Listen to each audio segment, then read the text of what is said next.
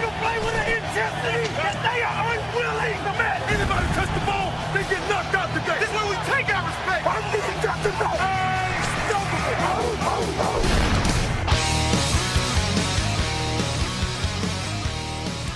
Bem-vindos ao podcast NFL Hoje, meu nome é Gabriel Martins e aqui comigo hoje pra gente destrinchar essas finais de conferência está o Frederico Maritan. Tudo bem, Fred? Tudo bem, Gabriel. São só 2 jogos, mas eu acho que a gente tem tanta coisa pra falar, pra gente, como você falou, destrinchar mesmo esses 2 confrontos importantíssimos que vão definir esse Super Bowl 50 que a gente tá esperando há tanto tempo, mas que infelizmente é o último jogo da temporada. Infelizmente aí faltam 3 jogos de verdade pro final da temporada, 4 se você contar com o Pro Bowl, mas acho que não dá muito pra contar com o Pro Bowl, né? Primeiro, antes de começar, queria mandar um agradecimento especial aí pra equipe do NFL Hoje, porque o Vitor, o Fred, o Zé e o Marco, eu tenho estado meio ausente aí nos últimos dias, que eu tô trabalhando num projeto especial do NFL Hoje, não posso dar muitos detalhes ainda, mas vem coisa muito legal pela frente e não tenho ficado tanto, não pude supervisionar tanto, mas eles têm feito um trabalho espetacular lá. Vocês viram que a qualidade não caiu nem um pouco. Então, valeu Fred e Zé, o Marco e o Vitor, eu sei que estão escutando também, obrigado. Bem, não vamos enrolar muito não, vamos começar logo pelo confronto da grife, né? Aquele que a gente já viu tantas vezes, o 17º confronto entre Tom Brady e Peyton Manning na final da AFC. A gente sabe que o recorde são 16 jogos entre eles até agora, esse vai ser o 17º. São 11 vitórias pro Brady, 5 vitórias pro Manning. Só que em pós-temporada são 2 vitórias para cada lado, sendo que o Peyton Manning venceu os últimos 2, né? A gente sabe que são 2 dos maiores quarterbacks da história da NFL. E eu acho que é algo interessante, né, Fred? Porque acho que é a primeira vez na história dessa rivalidade que a gente vê que um quarterback, nesse momento, é claramente muito superior ao outro, né? Não tem nem como comparar, né?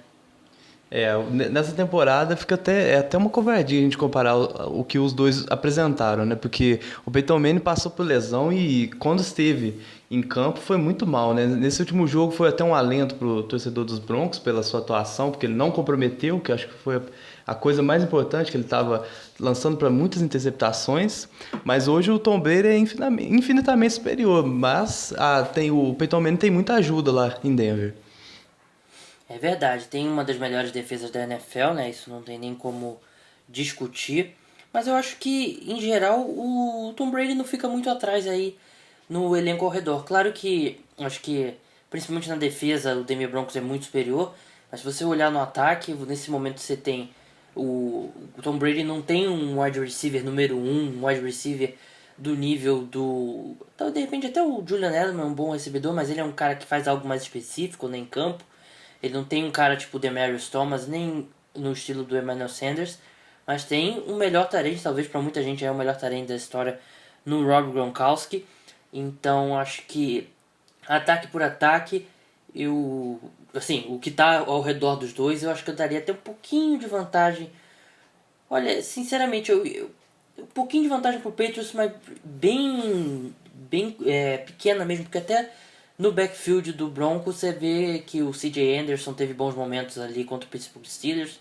Então, e do lado do Patriots, a gente viu o Patriots abandonar completamente o jogo corrido, porque nem Steve Jackson, nem os outros running backs conseguiram dar conta do recado. Eu acho que vai ser um confronto bem interessante. A gente já viu que o Patriots tem essa capacidade de se livrar completamente do jogo terrestre, né? Acho que foram 7 carregadas só pro Steven Jackson no jogo contra os Steelers, no jogo contra o Kansas City Chiefs, e o Tom Brady se livrando muito bem, muito rápido da bola, e até a gente viu o Von Miller brincando, dizendo que precisa só de 1 segundo para chegar no Tom Brady, para chegar no quarterback adversário, e ele vai precisar mesmo conseguir chegar no quarterback adversário em apenas 1 segundo, né, porque a gente sabe que o Tom Brady, ele minimiza os problemas dessa linha ofensiva se livrando muito rápido da bola, né, Fred? Para ficar nesse ataque, como você comparou bem, os 2 ataques em termos de recebedores são muito bons mesmo. Eu fico até difícil eu escolher qual dos 2 ataques é melhor, né? Porque são muito, muito eficientes, né? Não tanto quanto já foram em outras temporadas lá no Broncos, mas são individualmente um ótimo grupo. E eu vou ficar nessa parte do ataque porque, para mim, a chave do jogo são as duas linhas ofensivas dessas equipes. Para mim, são as duas partes mais fracas dos dois times, tanto quanto o Patriots quanto o Broncos. Tem linhas ofensivas para ser bonzinho, assim, limitadas, porque eu acho que poderiam ser muito melhores devido são dois times que estão na final, né? São os dois melhores times da AFC. E eu acho que a linha ofensiva que fizer o melhor trabalho, abrir mais espaço para o jogo terrestre e proteger bem seu quarterback, eu acredito que vai sair vencedor, porque esses são os pontos mais críticos das duas equipes, na minha opinião. Realmente são duas linhas ofensivas que tiveram muitos altos e baixos, né? Talvez até mais baixos do que alto. Mas a linha do Patriots com o Sebastian Vollmer se torna um pouco mais sólida. Acho que na comparação com a do Patriots, acho que até daria com o Sebastian Vollmer, comparação com a dos Broncos, desculpa. Com o Sebastian Vollmer eu acho que eu daria um pouco da superioridade para a linha ofensiva do Patriots. Mas realmente, agora invertendo um pouco o lado, né, a gente falando da linha ofensiva do ataque dos Broncos contra a defesa dos Patriots, a gente viu o front seven dos Patriots tendo uma boa partida contra os Chiefs. Acho que eles podem jogar ainda melhor. E a gente sabe que o Peyton Manning, sem um jogo terrestre funcionando bem, ele não consegue mais funcionar, né? Porque ele não tem a capacidade de esticar o campo com seus passes longos. Então, sem um jogo terrestre funcionando minimamente, ao contrário do Brady, que não precisa praticamente de jogo terrestre, o Peyton Manning depende muito, né? Porque a gente sabe que sem um jogo terrestre, a única coisa que sobra pro ataque do Denver Broncos são os passes curtos.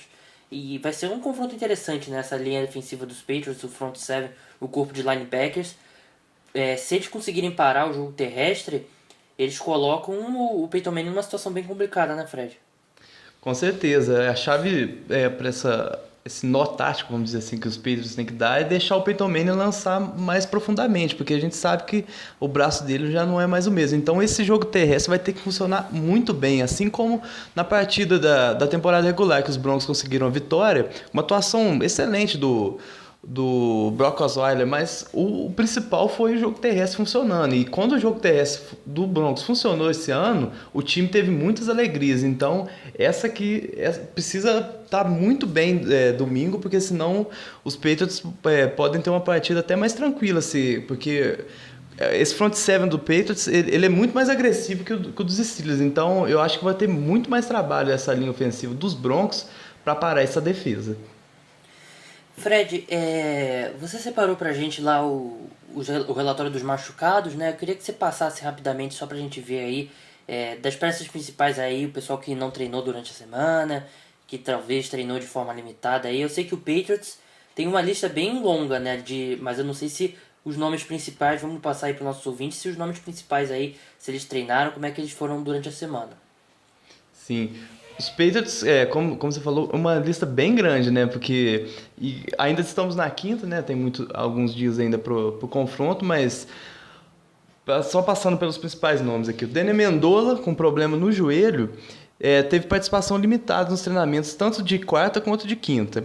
O Jamie Collins, que é o linebacker também, com problema nas costas, também teve participação limitada.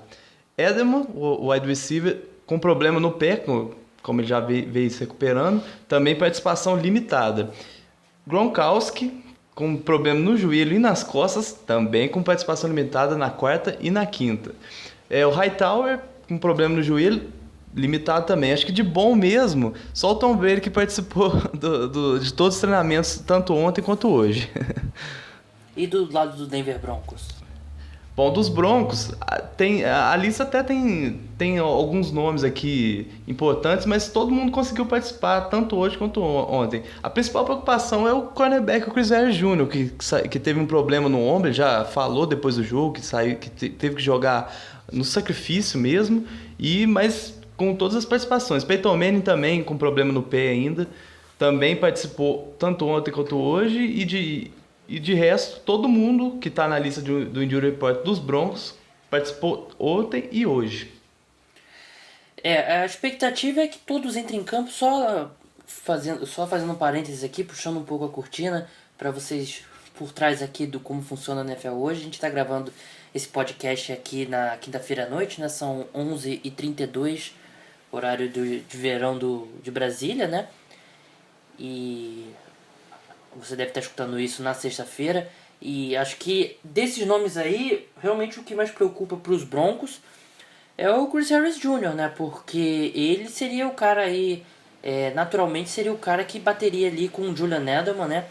E a gente sabe que o Julian Edelman não é um cara que costuma conseguir recepções longas, né? Mas ele vai matando o adversário com recepções de 10 jardas, 10 jardas, 10 jardas. Quando você vê, ele tá com 10 recepções para 100 jardas, né, Fred? Eu acho que o Aqib Talib, por ser um cornerback bem maior do que bem mais pesado, bem mais alto, ele vai teria dificuldades contra o Julian Edelman, que é um jogador mais baixo, mais ágil, mais veloz. E o Chris Harris Jr. é um cornerback menor e normalmente se dá bem contra esses wide receivers menores, né? O Chris Harris Jr. no slot, na cobertura desses passes mais curtos, mais rápidos, ele é um dos melhores cornerbacks há anos da NFL. E também, a gente viu naquela partida lá... Só não fala lá isso pro Antônio Brown, né? Isso que eu ia citar agora, porque aquela partida do Chris Harris Jr. contra o Antônio Brown foi catastrófica, né? Porque tinha mais de anos que ele não cedia nenhum TD e cedeu 2 bonitos pro Antônio Brown. Então, se ele tiver limitado ou tiver não 100%, vai ter uns sérios problemas, porque ele que vai ser o cara para parar o Julian Edelman e esses passes mais curtos, porque vai ser esse confronto um dos mais esperados, inclusive, para essa partida. Antes da gente passar para os nossos palpites, eu vi uma discussão bem legal num dos podcasts do site da NFL, né? Site oficial da NFL. Para quem significaria mais, assim, para quem é mais importante essa vitória? Pro Tom Brady e pro Peyton Manning, ou pro Peyton Manning.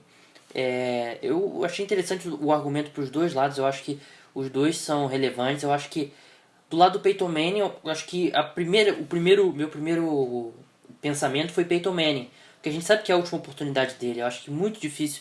Ele vai querer voltar ano que vem, na próxima temporada, desculpa, mas ainda não sabe ao certo se ele vai mesmo voltar, e sabe que ele precisa de um time muito forte ao redor dele, né? E talvez o time que vai querer dar chance para ele talvez não tenha as mesmas peças que o Denver Broncos tem, se ele sair de fato do Denver Broncos. Enfim, é muito difícil você pensar que o Peyton Manning vai voltar a ficar tão perto de um Super Bowl novamente, né? Acho que é a última chance dele conquistar um segundo título na carreira.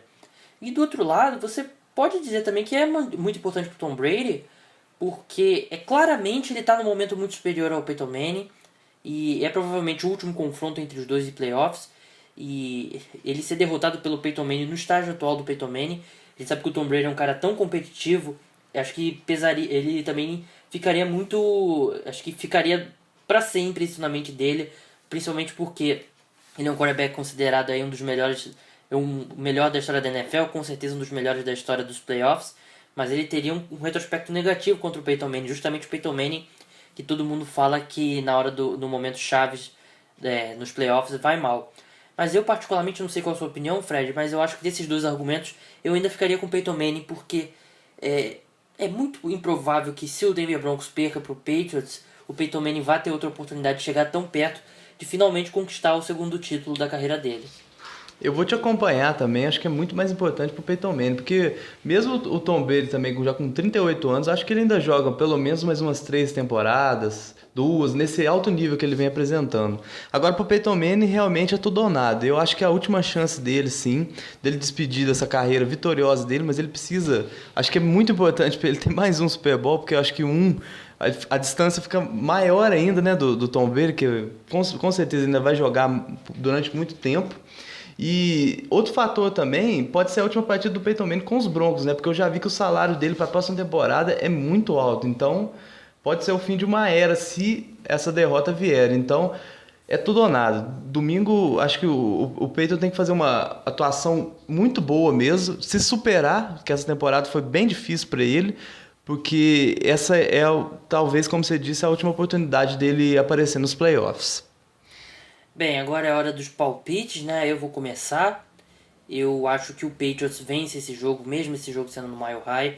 Eu acho que nesse momento a vantagem na posição de quarterback, que é a posição mais importante da NFL, é gritante entre New England Patriots e Peyton Manning. Tom Brady jogando ainda no altíssimo nível, talvez. Claro que o melhor ano da carreira dele foi o ano da campanha perfeita na temporada regular, mas eu acho que talvez seja aí a segunda melhor temporada da carreira do Tom Brady. E eu acho que isso vai fazer toda a diferença aí no domingo. Fred, qual é o seu palpite?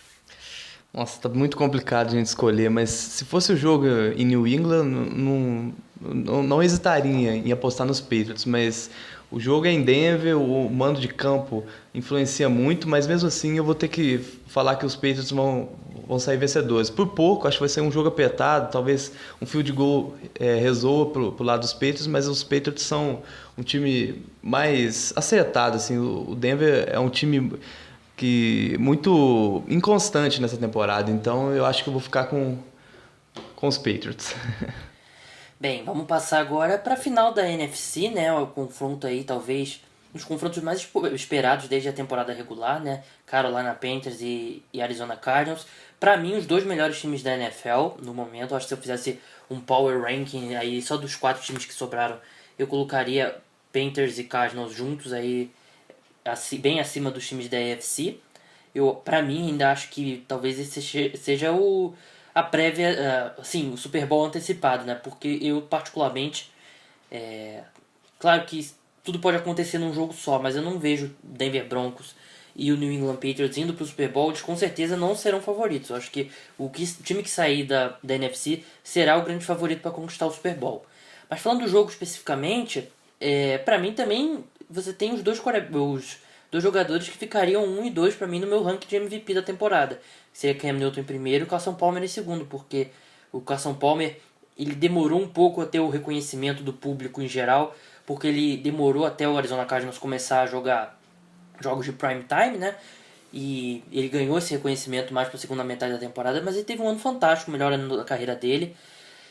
Mas o problema é que ele teve talvez a pior atuação desse ano no jogo contra o Packers, né? Ele teve aquela jogada espetacular pro Larry Fitzgerald na prorrogação, mas o jogo dele em si foi muito ruim.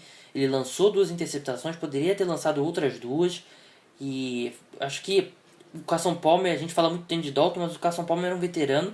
E essa foi a primeira vitória dele em playoffs, né? Então acho que pesou um pouco para ele. Vamos ver se, tirando esse peso agora da consciência, se ele consegue jogar um pouco mais relaxado, né? Porque o resto do time do Arizona Cardinals teve uma boa atuação. E eu acho que o confronto-chave, Fred, para esse confronto é a secundária do Carolina Panthers contra o corpo de recebedores do Arizona Cardinals. A gente sabe que o Josh Norman é espetacular, ele tem capacidade total de anular um recebedor, só que o Arizona Cardinals não tem o principal recebedor é o Larry Fitzgerald, né, em nome. Mas os 3 recebedores têm totais capacidade de receber a bola. Você teria, acho que não são nem recebedor 1, 2 e 3 no caso do Arizona Cardinals. Seria um A, um B e um C. E a gente sabe que o Josh Norman, ele não marca o wide receiver no slot, né? Eu acho que ele poderia muito bem marcar o Michael Floyd e limitar muito o Michael Floyd. Poderia marcar muito bem o John Brown e limitar muito o John Brown. Mas no slot, que é o lugar que o Larry Fitzgerald vem jogando, ele não vai marcar o Larry Fitzgerald, né? O que tudo indica. E quem tem sido o slot cornerback do Carolina Panthers é o Finnegan, né? Que ele até teve uma interceptação contra o Seattle Seahawks, mas tirando essa interceptação teve uma partida horrível. O Seahawks explorou muito ele. E a gente viu que o Larry Fitzgerald fez contra os Packers, né? E com uma marcação mais frouxa, com marcação pelo menos homem a homem, sendo um jogador bem inferior do que ele encontrou contra o Packers, eu vejo essa secundária do Carolina Panthers sofrendo bastante contra esse ataque aéreo do Arizona Cardinals. Concordo inteiramente com você. Acho que a grande chave desse jogo é a secundária dos Panthers contra o corpo de recebedores dos Cardinals, né? Vamos ver se o Bruce Arians vai voltar com o antigo estilo de jogo, aquele estilo de jogo de passes muito verticais, arriscando jogadas, lançando até umas interceptações por causa desse tanto que arriscava, mas eu acho que tem que voltar, porque na última partida eu fiquei até um pouco não, muito decepcionado com a atuação do Carson Palmer, né, que fez uma temporada excelente, irrepreensível mesmo, um dos candidatos a MVP. Pena que não se chama Cam Newton, mas mesmo assim os Cardinals têm que voltar com esse estilo de jogo. E o ponto fraco dessa defesa dos Panthers, que é muito forte, é a secundária. Mesmo só o Josh Norman, acho que não vai conseguir segurar esse ataque muito poderoso dos Cardinals. Então, É aí que vai ser a chave do jogo. Outra coisa que eu queria destacar do lado dos Panthers, eu também não gostei dessa inconstância durante as partidas, como foi dessa última do Seahawks. Eu explico. Na temporada... Não foi a primeira vez que eles fizeram isso também, né, Fred? Isso. A gente viu isso contra os Saints, contra os Viu? Giants. Contra os Packers, contra os Colts, e um time mais acertado, isso pode ser fatal. Acaba a temporada numa dessas. Pegar agora um Cardinals ou um Patriots ou um Broncos num jogo desse, decisivo, pode ser muito complicado para os Panthers essa inconstância. Mas é para a gente ficar de olho também nesse domingo. Realmente aí o Carolina Panthers tem deixado muito a desejar nesses momentos, né? Eu acho que várias vezes, como o Fred falou, deixou o outro time reagir, e isso pode ser realmente muito complicado contra o Arizona Cardinals, que é um time... Eu acho que o Arizona Cardinals lembra um pouco o Golden State Warriors, né? Porque o Golden State Warriors é um time que tem capacidade muito grande de chutar bolas de 3 pontos, né? E cortar diferenças grandes rapidamente. E o Arizona Cardinals é um time que em qualquer lugar do campo ele pode marcar um touchdown, né? Por causa do jogo agressivo do seu ataque, né? Mas agora, invertendo um pouco o ataque do Carolina Panthers contra a defesa dos Panthers, contra a defesa dos Cardinals, a gente viu a linha ofensiva dos Panthers no primeiro tempo, uma linha ofensiva que você não tem muitas estrelas, né? Você não tem muitos jogadores assim de muito destaque, mas dominou a linha defensiva do Seahawks, que é uma das melhores linhas defensivas da NFL. E a gente sabe que o Arizona Cardinals tem o Calais Campbell, que está num momento muito bom, mas é um time que manda muitas blitz, né? E eu acho que vai precisar mandar bastante blitz, sim, para cima do Cam Newton, porque se a linha ofensiva do Panthers tiver a mesma atuação do primeiro tempo contra o Seahawks, vai ser difícil chegar no Cam Newton, né? O Ken Newton é uma ameaça tanto lançando a bola, tem um braço muito forte, né? Muito bom nos passos longos, e também correndo, né? Esse jogo terrestre dos Panthers é muito forte. A gente viu como é que o começo foi avassalador contra o Seahawks, passando por cima mesmo.